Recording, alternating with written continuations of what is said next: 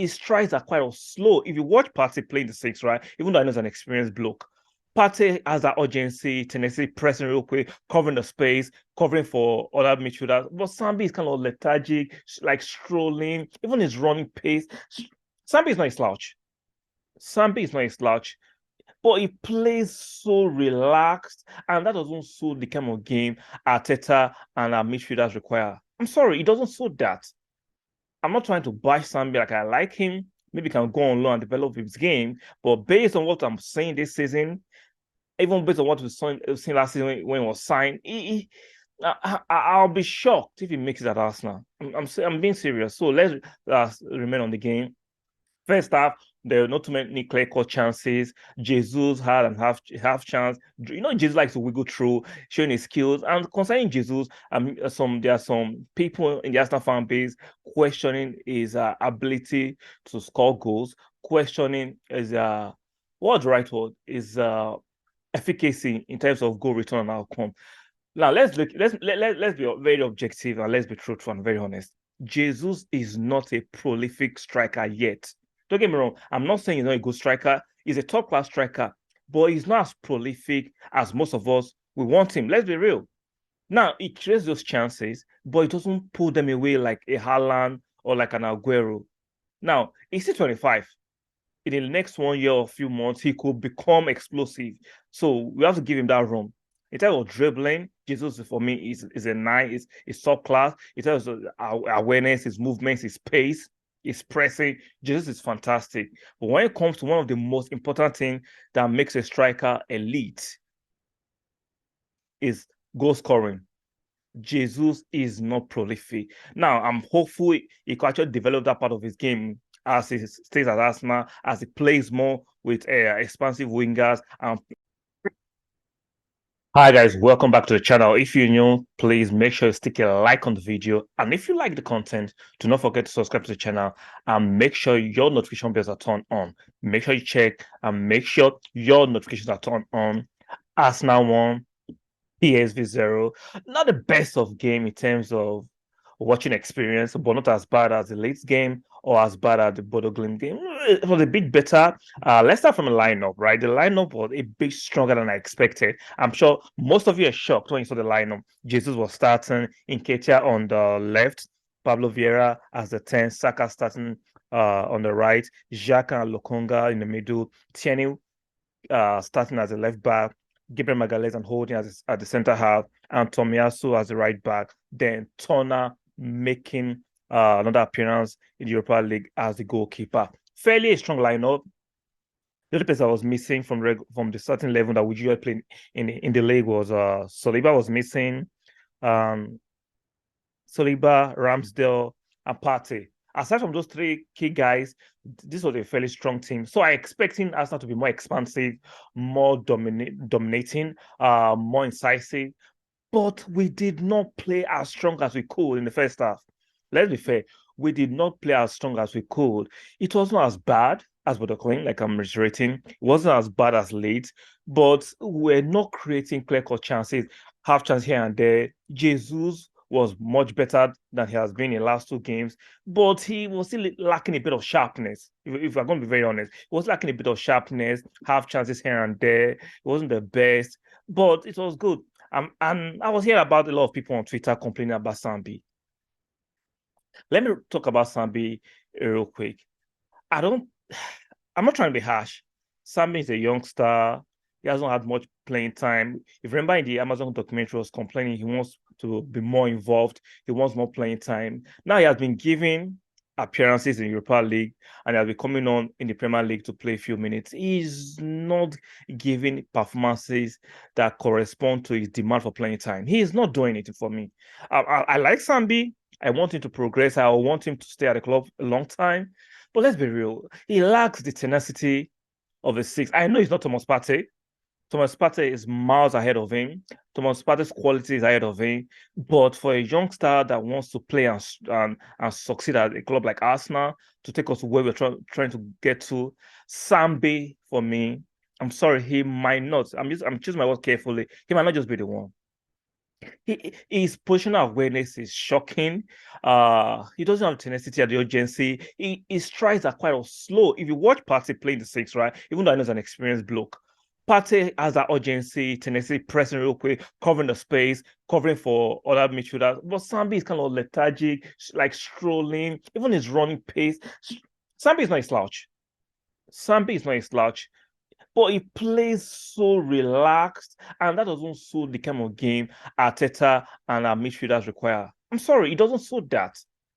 I'm not trying to bash Sambi, like I like him. Maybe he can go on low and develop his game. But based on what I'm saying this season, even based on what we've seen last season when he was signed, I'll be shocked if he makes it at Arsenal. I'm being serious. So let's remain on the game.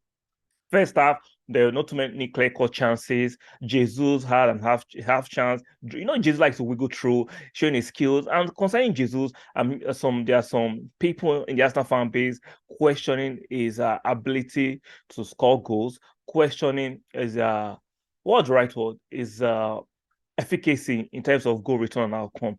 Now let's be very objective and let's be truthful and very honest. Jesus is not a prolific striker yet. Don't get me wrong. I'm not saying he's not a good striker. He's a top-class striker, but he's not as prolific as most of us we want him. Let's be real. Now, he creates those chances, but he doesn't pull them away like a Haaland or like an Aguero. Now, he's still 25. In the next 1 year or few months, he could become explosive. So we have to give him that room. In terms of dribbling, Jesus for me is a nice, is top class. In terms of awareness, his movements, his pace, his pressing, Jesus is fantastic. But when it comes to one of the most important things that makes a striker elite is goal scoring. Jesus is not prolific. Now, I'm hopeful he can actually develop that part of his game as he stays at Arsenal, as he plays more with expansive wingers and have more game time. He can develop that part of his game because let's be real, like I said a while ago, Jesus is still young, he's 25, so he's in his prime. He can actually get better. But I'm going to call it through the middle and make sure I'm speaking the truth if I'm an Arsenal fan. Jesus needs to be more prolific. He creates those chances. He has those individual brilliant moments as a marquee player will have, but his outcome in terms of goal scoring needs to improve. Like I said, he had some half chances. We couldn't convert. So we went in and he sent him explosive from Gakpo. He has been linked with Arsenal, linked with the likes of Manchester United, even Chelsea and Real Madrid. That is this winger that can play across the front three. He's a fantastic attacker. I didn't see anything significant, anything to like make me say, wow. I didn't see anything from Gakpo. If you saw something, let me know in the comment section. I didn't see anything extraordinary from Gakpo. I also saw a guy that was just keeping it neat, keeping it tidy. Nothing exceptional, nothing significant, nothing to get me off the edge of my seat. But it was just there for me. So the first half completed. We came in the second half. We upped the intensity. We're trying to push for goals. A little bit better than the first half. But I'm going to give a lot of credit to PSV. They are not slouches. They came in with a defensive plan and they were executing their defensive plan very well. For me, let's be real. They were executing their defensive plan well, but we tried to get around it. Tierney was fantastic. XHAKA was pushing, and he got the solitary goal that we got. XHAKA got the solitary goal for a fantastic strike from his weaker foot, his right foot. That was a fantastic goal, and we were able to nick it. Now, we made a few changes during the game, even though we started with a strong team without Ramsdale, Partey, and Odegaard. Aside from Ramsdale, Partey and Odegaard were introduced to the game. Partey came in for Lukonga in 67th minute. Odegaard came in for Fabio Vieira in 67th minute to up the tempo, and we scored our goal in the 70th minute. It shows that we needed to actually bring in our big stars. I'm sure some of you were very nervous, like, oh, let's try to avoid injury. Let's try to avoid players from getting jaded and tired. I get that point. But these are professional athletes. I understand there are a lot of games. We are going to play 9 games in October. That's a lot. But I love the fact that Arteta knows how to managing minutes. He's rotating, in my opinion, you get my disagree. He's rotating these players efficiently. Jesus play. Let me show you how he's. Yeah, if you look at even when we play Bodø/Glimt, he brings these players to play like 45 minutes. Some will play 35 minutes. Some will play 60 minutes. He's trying to manage. Even Partey, I'm happy with his very dodgy injury record. He has been managed professionally and efficiently. So look at it. Let's look at the changes they made. Partey came in and he played basically 23 minutes. He came in for Lokonga 67. Odegaard played 23 minutes. Let me see. Jesus played 76 minutes. Martinelli playing less than 15 minutes, which is fantastic. Aside from Tierney that played the whole game, Saka was taken off by the 85th minute, Nelson coming in. So I understand the concerns of injury or fatigue or tiredness. I'm so happy this was a home game, so there's no traveling coming in late in the morning. The players will be able to go back to their houses, maybe a late training section tomorrow and Saturday and before the game against Southampton. But we need to understand that we have few injuries to Smith Rowe is out for a long period of time. He should be coming back in January, and then he's out. And we need to still maintain our momentum in the English Premiership. At the same time, we need to actually get the first player. We have to top the group so that we avoid 2 extra matches by playing a round of 32. So I understand managing the minutes. At the same time, we need to be very, very smart. If we decide to under-rotate and we don't get the desired result, your fans will be the one at the Arteta's neck.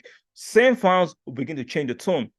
Like sometimes managers can't win with fans. I understand injuries could happen, but fortunately for now, touch wood, we have no injury scares. And Arteta is doing his best with the medical, I'm sure in conjunction with the medical team, to manage these players efficiently. And I'm happy with the response he gave at the press conference where we were asking if he's about playing likes of Saka. And he said top players play at least 70 games per season. So if Saka is aiming to be a top player, he should be able to be strong enough, athletic enough, durable enough to play at least 70 games, which is fair. The likes of Ronaldo, Messi, at their pump. Who again can I mention?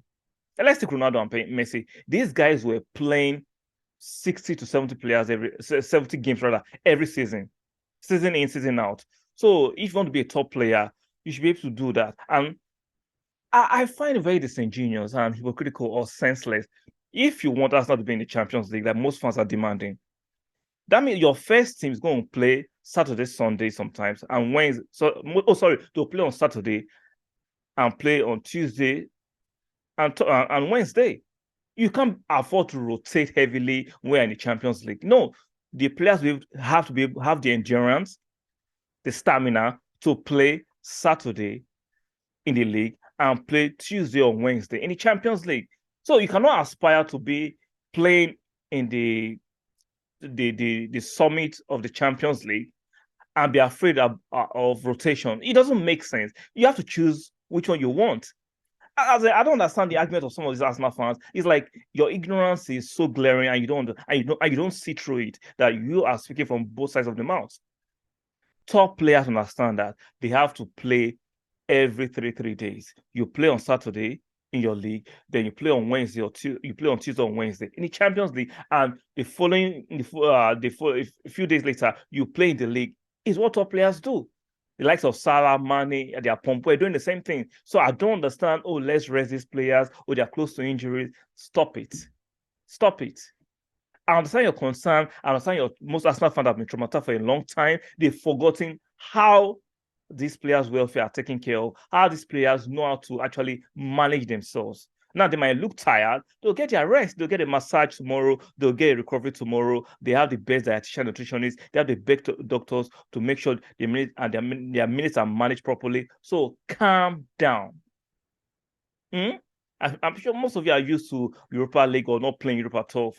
It's been 6 years that Arsenal have played in UEFA Champions League. So I understand some of you might not understand how this thing goes. See, top players, and I know Arsenal, the hierarchy at Arsenal, Edu, and Arteta want top players only. The likes of Saka, Martinelli, if you actually view them as top players, you should understand that those players are ready to play at least on a Saturday and be able to play on a Wednesday and play on a Saturday at the top level with top performances. So stop the fear mongering. Stop the fear mongering. So I'm excited. We are topping the group with 12 points right now. Let me look at the table real quick as round up this review of the PSV versus Arsenal at the Emirates. So right now we played 4 games. We are leading with 12 points. We've won 4 games, no losses. PSV are second. They've won 2 games, 1 loss and 1 draw. They have so they have 7 points. But Glim has 2 points. They've lost 2, drawn 1. Sorry, but Glim have 4 points. They've lost 2, drawn 1, and won 1. While FC Zurich have lost all their 4 games. So you're looking good. At least if we can get a point at PSV, we should be able to top the group confidently. We've qualified. Now it's raced for who tops the group. So we need to make sure when we go to PSV next week in Holland, at least a point. I don't mind at least getting a point. We can always finish FC Zurich when they visit the Emirates. So at least we can get a point, we should be able to top the group comfortably. And we avoid playing in the round of 32. So it's looking good. Arsenal, we are topping the league in English Premiership, and we are topping the group and Europa League. Everything is looking good. Hopefully, we can turn up on Saturday at St. Mary's and get a fantastic result. Watch out for the preview to that match. I'll be doing the preview to that match tomorrow. So stay on the lookout for the preview. Like I said, if you like this content, make sure you support the channel by subscribing to the channel. Stick a like on the video, please, guys. Most of you are refusing to stick a like. I need it for the algorithm so that the algorithm can push the video to more reach. Please make sure you stick a like on the video and make sure you turn the channel bell. And I'll see you guys on the next one.